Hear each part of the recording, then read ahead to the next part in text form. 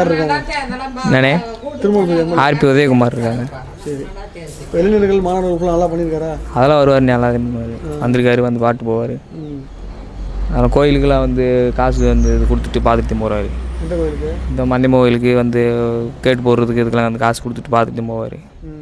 அதெல்லாம் வந்திருக்காரு. இப்போ மாணவர்களுக்கு இளைஞர்களுக்கு ஃபுல்லாக நலத்திட்ட உதவிகள் இப்போ பண்ணார்ல? ஆமாம். பேட்டு, கிரிக்கெட் பேட்டு இதெல்லாம் வந்து கொடுத்தாங்க.